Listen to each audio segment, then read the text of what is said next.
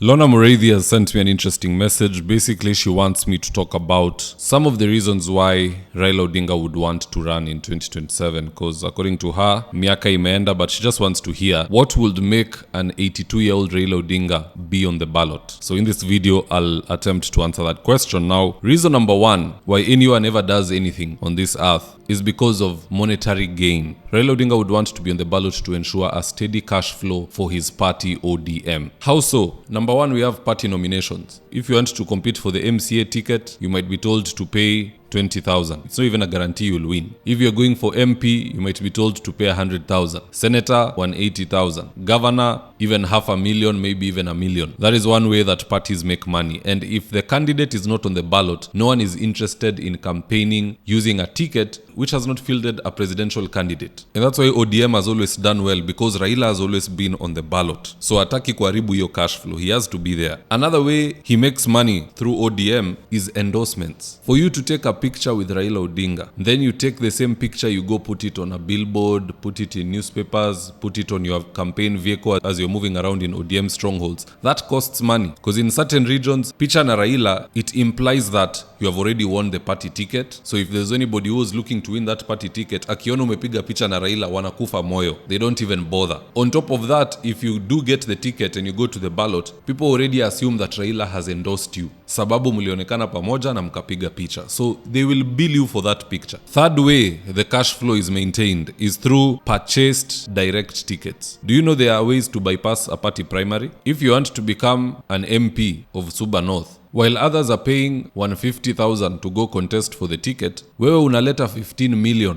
unapeana kwa chama na unapewa direct ticket. The others are told, we will not be having a mini competition here. As a party, we have decided tunapea so and so aende represent chama. So that is another way that parties make money. And by the way, si kila mtu analipa direct ticket ati atapewa. There is a lot of conmanship in these parties. Niliona jamaa mwingine, a 27-year-old guy is a contractor, aliambiwa na some broker in DCP, and I'm sure huyo mtu ni mkora, hata Gachagua amjui, atileta 700,000 utapewa direct ticket.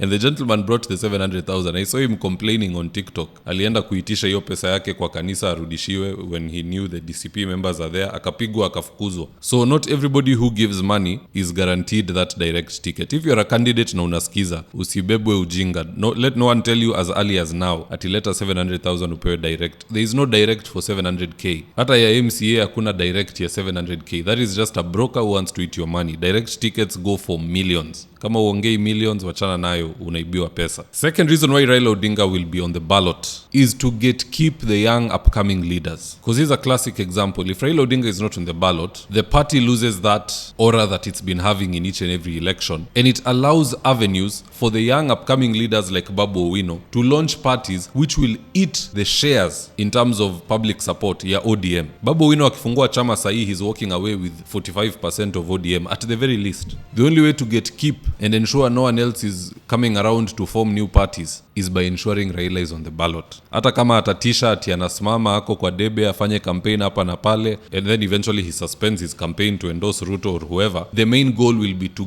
keep and block all these others from launching. He will suspend his campaign after wamefika a period where you cannot launch a party. Registrar amefunga mlango. Sasa tuko kwa mteremko, gear ni neutral. So that's one other reason. Reason number 3 is to force Ruto's hand. These guys are already thinking ahead. They are playing 3D chess. When we talk about succession politics, from what we've seen in this country in recent times, deputy ndo huwa anachukua. Kibaki was once Moi's deputy. He took over after Moi. Uhuru also served in Kibaki's cabinet. He took over after Kibaki. Ruto served as Uhuru's DP. He took over after Uhuru. They have seen that trend. So these guys want to force Ruto's hand to give them the DP position. I've said it time and time again, Kindiki will not be the candidate to Kienda 2027. There's nothing for Ruto to gain in Mlima. He knows that. NIS wamefanya polls, wamempatia. Hii yote mnaona tu ni bravado and chest thumping. He knows there's nothing there for him. So in 2027, in order for Raila to get one of his people installed as DP, lazima asumbue Ruto. That is why Sifuna anamsumbua. And he must also vie. He endorsement, it cannot come easily. They want to keep it from Ruto so that Ruto does something to earn it. And the only way to earn it is to give them the DP position. So that in case Ruto wins, 2032 akitoka, wako na deputy president wao, ambaye ako na state machinery, and he can use that to clinch power in 2032 and hopefully wataongoza till 2042. That is the plan they have in their minds. So when you put all this together, this is part of the reason why you will see Raila Odinga in the ballot. He'll be there long enough for the young brilliant leaders not to launch any parties, and he'll be there long enough for Ruto to panic and give him what he wants. And what he wants ni Ruto akuje kwa TV atangaze that in 2027 I will be going to the ballot with Gladys Wanga as my deputy or with so and so as my deputy. You can bet on it. But anywho, that's just my opinion, guys. Do drop me your own comments in the comment section below and I'll do my best to read them and to give you a response. In the event you're here for the first time, please go on and hit the subscribe button. And if you're watching from a different platform, just head on over to YouTube, search for David Wafula, hit the subscribe button. You're going to be getting a ton of content of this nature.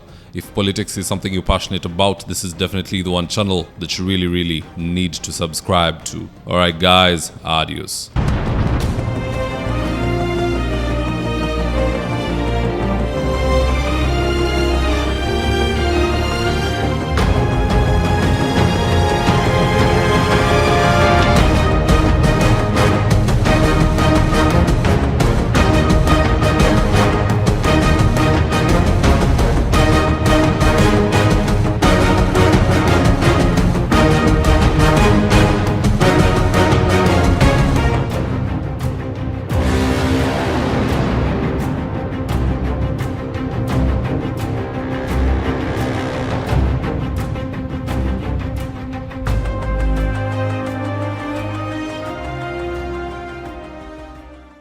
Thank you for choosing David Wafula as your primary news platform.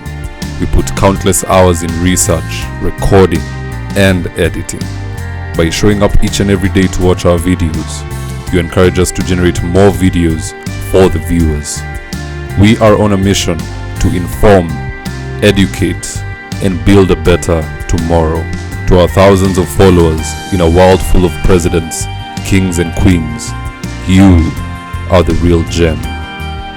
Adios.